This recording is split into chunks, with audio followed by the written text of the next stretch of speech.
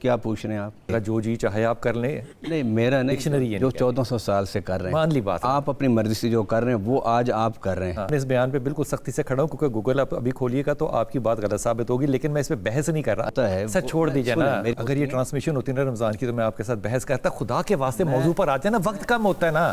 میں عرض کر رہا ہوں جی جی کہ اجماع اور اجتہاد ایک چیز ہوتے ہیں. اچھا اچھا دو الگ چیزیں نہیں ہوتی. اچھا اچھا ٹھیک ہے. اور دوسری بات یہ ہے ڈکشنری ایسا نہیں بتاتی ویسے، لیکن میں آپ کی بات کو زیادہ اہمیت دیتا ہوں اور سمجھتا ہوں. ڈکشنری نہیں، کیونکہ ہم نے اصول فقہ کی اصطلاحات ہیں نا، تو ہم نے اصول فقہ کی اصطلاحات کو بطور اصطلاح جب لیں گے. جو جی چاہے آپ کر لیں. نہیں میرا نہیں، ڈکشنری ہے جو 1400 سال سے کر رہے ہیں. مان لی بات ہے. آپ اپنی مرضی سے جو کر رہے ہیں وہ آج آپ کر رہے ہیں. نہیں میرے پاس تو خیر اس کا ریکارڈ ہے. میں تو وہی بات بتا رہا ہوں کہ جو 14 صدیوں سے ان کی تعریف، ان کی ڈیفینیشن کی جا رہی ہے. نہیں ہے نا سر ایسا. اگر میں نے میں اپنے اس بیان پہ بالکل سختی سے کھڑا ہوں کیونکہ گوگل آپ ابھی کھولیے گا تو آپ کی بات غلط ثابت ہوگی، لیکن میں اس پہ بحث نہیں کر رہا. آپ مجھے فرمائیے کہ امت کا میں وہی عرض کر رہا ہوں نا، اجماع جو ہوتا ہے. سر چھوڑ دیجیے نا، میں آپ کی تسلیم کر رہا ہوں نا بات کو. آپ کی ہماری موجودگی میں آپ نے ایک بات کی ہے، تھوڑی سی تو کر لینے دیں بات مجھے.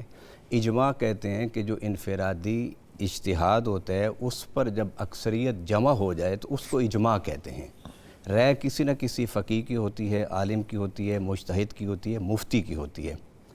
باقی جو آراء چھوڑ دیے جاتے ہیں وہ متروک. اگر یہ ٹرانسمیشن ہوتی نا رمضان کی تو میں آپ کے ساتھ بحث کرتا. خدا کے واسطے موضوع پر آ جائے نا، وقت کم ہوتا ہے نا. میں آ رہا ہوں. مجھے تھوڑا سا تو آپ جتنے دن آپ نے مجھے روکا ہی تو بعد میں اس سے پہلے ہی پوری کر چکا ہوتا. ٹھیک ہے. اب رہی بات کہ امت کی بات آپ نے جی. قرآن پاک کو اگر آپ پڑھیں تو اس میں بے شمار جگہ پر امت کا لفظ استعمال ہوا. اچھا. اب اس میں جو اس وقت ہمارا ملک امت کے جس تصور کو لے کے آگے چل رہا ہے اس کا ذکر قرآن میں ان لفظوں کے ساتھ ہے، وَكَذَلِكَ جَعَلْنَاكُمْ أُمَّةً وَسَطًا اچھا لِتَكُونُوا شُهَدَاءَ عَلَى النَّاسِ، کہ تم امت وسط ہو. تمہاری فکر میں، تمہاری سوچ میں، تمہاری تحقیق میں اوسط، مطلب افراط اور تفریط نہیں ہونا چاہیے. افراط و تفریط یہ ہے کہ آپ کفر کو بھی اعتدال کا لفظ استعمال کر سکتے ہیں. اعتدال کا لفظ اگر میں تھوڑی سی وضاحت کر دوں، وضاحت ہی کرتا جا رہا ہوں اگر آپ مجھے بولنے دیں تو. تفریط ہوتا ہے کہ آپ کفر کو بھی اسلام کہہ دیں. افراط یہ ہوتا ہے کہ آپ اسلام کو کفر کہہ دیں. اچھا. وسط یہ ہے کہ جو اسلام کہتا ہے اس پر رہیں. ہمارے ملک پاکستان کی سیاسی قیادت اور عسکری قیادت قرآن اس تصور کے مطابق چل رہی ہے کہ آپ اپنے فکر میں اعتدال رکھیں، نہ افراط پیدا ہونے دیں نہ تفریط. آگے جو قرآن کے لفظ ہے نا وہ یہ ہے کہ شہداء علی الناس، کہ تمہیں لوگوں پر شہداء، یعنی وہ ہم نے امت بنائی ہے کہ جو تمام جھگڑوں سے، اختلافات سے ہٹ کر اپنا جو مقام ہے کہ لوگوں کو سمجھانا، لوگوں کو بتانا اور لوگوں کو دلائل کے ساتھ قائل کرنا، یہ تمہارا کام ہے.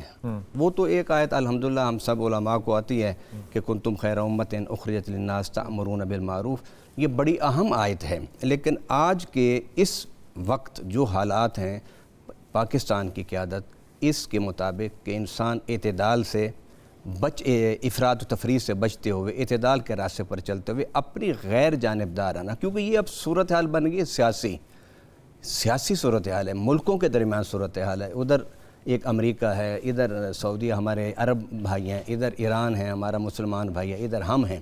تو اب اس میں جو ہے ہمیں اعتدال کے ساتھ آگے بڑھنا. اگر ہم اعتدال سیاسی رائے نہیں پوچھ رہا آپ سے،